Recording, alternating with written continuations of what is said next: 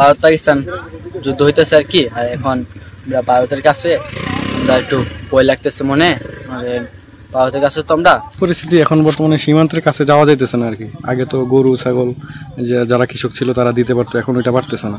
এই বিএসএফ আইসা ধাওয়া দিতেছে আর কি। এই জন্য এখন মোটামুটি সবাই দূরে থাকে, কাছে যায় না।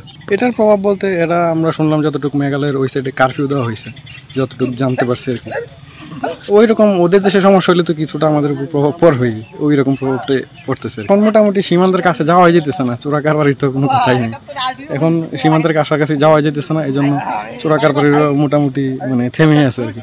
মনে করেন যে পরিস্থিতি চলতেছে বর্ডার এলাকার, যে পাকিস্তানের লগে ইন্ডিয়া যে ঝামেলা চলতেছে, যুদ্ধ চলতেছে, এই জন্য বিজিবি মনে করেন খুব হার্ড হয়েছে।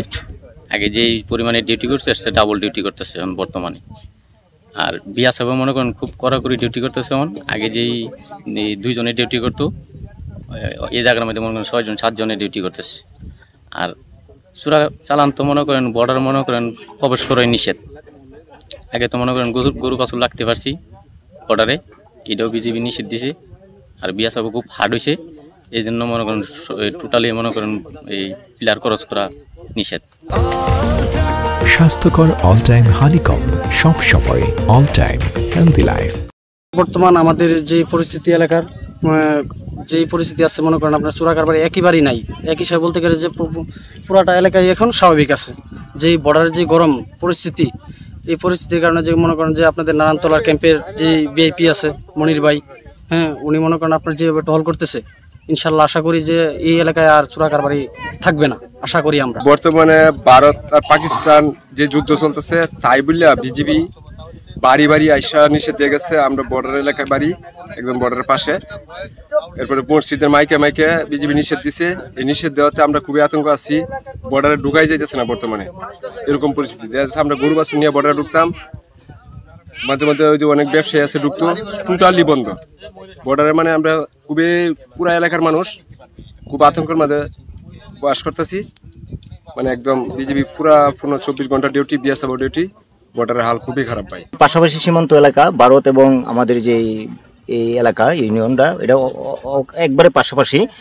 আমরা মোটামুটিভাবে আতঙ্ক আছি, যে আমরা শুনি আর কি যে কোন সময় কোন আতঙ্কে পড়ে যায়, যেটা এক সময় যুদ্ধ ছিল।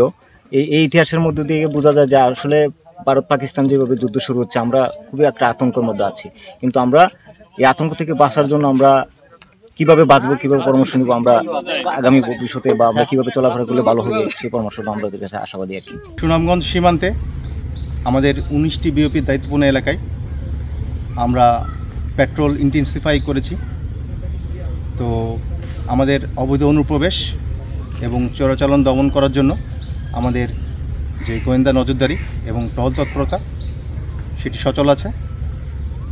তো বাংলাদেশ সীমান্তরক্ষী বাহিনী হিসেবে বর্ডার গার্ড বাংলাদেশ আমাদের যে মূল দায়িত্ব সীমান্ত সুরক্ষা, সেটির জন্য আমরা ফুললি প্রিপেয়ার্ড। এবং আপনারা যেটা বলছেন যে কিছু কিছু সীমান্তে ভারত থেকে পুশিনের খবর পাওয়া যাচ্ছে, তো সেখানে বলতে চাই আমাদের সীমান্তে এই প্রায় 95 কিলোমিটার দায়িত্বপূর্ণ এলাকাতে সুনামগঞ্জে এখনও পর্যন্ত এই ধরনের কোনো অনাকাঙ্ক্ষিত ঘটনা ঘটেনি।